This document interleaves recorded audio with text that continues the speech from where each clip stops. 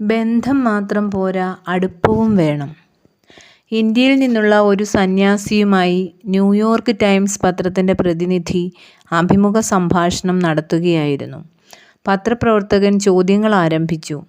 Sir, ഈയിടെ ഒരു പ്രഭാഷണത്തിൽ താങ്കൾ ബന്ധത്തെപ്പറ്റിയും അടുപ്പത്തെപ്പറ്റിയും സംസാരിക്കുകയുണ്ടായി. അതിൽ അല്പം ആശയക്കുഴപ്പം തോന്നുന്നു. അതൊന്നുകൂടി വിശദീകരിക്കാമോ? സന്യാസി പുഞ്ചിരിയോടെ ഒരു മറുചോദ്യം ചോദിച്ചു. താങ്കൾ ന്യൂയോർക്കിൽ നിന്നാണോ വരുന്നത്? പത്രപ്രവർത്തകൻ: അതെ. സന്യാസി: താങ്കളുടെ വീട്ടിൽ ആരൊക്കെയുണ്ട്? വ്യക്തിപരമായ ഇത്തരം ചോദ്യങ്ങളിലൂടെ തൻ്റെ ചോദ്യത്തിന് ഉത്തരം നൽകാതെ ഒഴിഞ്ഞു മാറുകയാണ് സന്യാസി എന്ന് പത്രപ്രവർത്തകൻ കരുതി. എങ്കിലും മറുപടി പറഞ്ഞു. അമ്മ മരിച്ചുപോയി. അച്ഛനും 3 സഹോദരന്മാരും ഒരു സഹോദരിയുമുണ്ട്. സഹോദരങ്ങൾ വിവാഹിതരായി. സന്യാസി വീണ്ടും ചോദിച്ചു. താങ്കളുടെ അച്ഛനുമായി താങ്കൾ സംസാരിക്കാറുണ്ടോ? പത്രപ്രവർത്തകൻ അസ്വസ്ഥനാകുന്നത് കണ്ട് സന്യാസി വീണ്ടും ചോദിച്ചു. അവസാനമായി എന്നാണ് താങ്കൾ അച്ഛനുമായി സംസാരിച്ചത്? തികഞ്ഞ അസ്വസ്ഥതയോടെ പത്രപ്രവർത്തകൻ മറുപടി പറഞ്ഞു. ഏകദേശം 1 മാസം മുമ്പാണ് അച്ഛനോട് സംസാരിച്ചതെന്ന് തോന്നുന്നു. സന്യാസി: താങ്കൾ സഹോദരങ്ങളെ ഇടയ്ക്കിടെ കാണാറുണ്ടോ? അവസാനമായി എന്നാണ് നിങ്ങളെല്ലാവരും ഒരുമിച്ച് കൂടിയത്? ഈ ചോദ്യം കൂടി കേട്ടതോടെ പത്രപ്രവർത്തകൻ ആകെ വിവശനായി. അയാളുടെ നെറ്റിയിൽ വിയർപ്പ് തുള്ളികൾ ഉരുണ്ടുകൂടി. സന്യാസിയാണ് പത്രപ്രവർത്തകനെ അഭിമുഖം നടത്തുന്നതെന്ന പോലെയായി കാര്യങ്ങൾ. ഒരു ദീർഘനിശ്വാസത്തോടെ പത്രപ്രവർത്തകൻ മറുപടി പറഞ്ഞു. 2 വർഷം മുമ്പുള്ള ക്രിസ്മസിനാണ് ഞങ്ങളെല്ലാവരും ഒരുമിച്ചത്.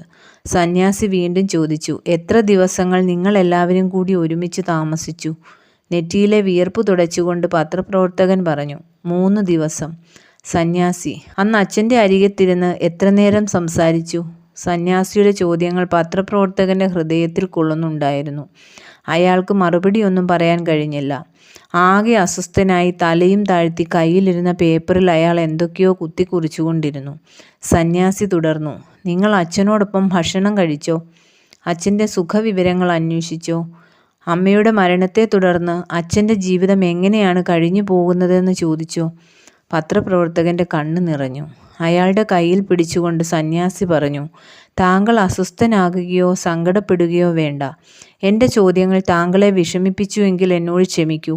ബന്ധം, അടുപ്പം എന്നിവയെക്കുറിച്ചുള്ള താങ്കളുടെ ചോദ്യത്തിന് ഉത്തരം നൽകാൻ വേണ്ടിയാണ് ഞാൻ ഈ ചോദ്യങ്ങൾ ചോദിച്ചത്.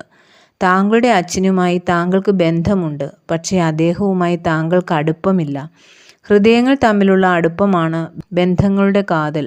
ഒരുമിച്ചിത്തിരി നേരം ചിലവഴിക്കാനും ഒരുമിച്ചിരുന്ന് ഭക്ഷണം കഴിക്കാനും മുഖത്തു നോക്കി സംസാരിക്കാനും പരസ്പരമുള്ള സ്നേഹവും വിശ്വാസവും പ്രകടിപ്പിക്കാനും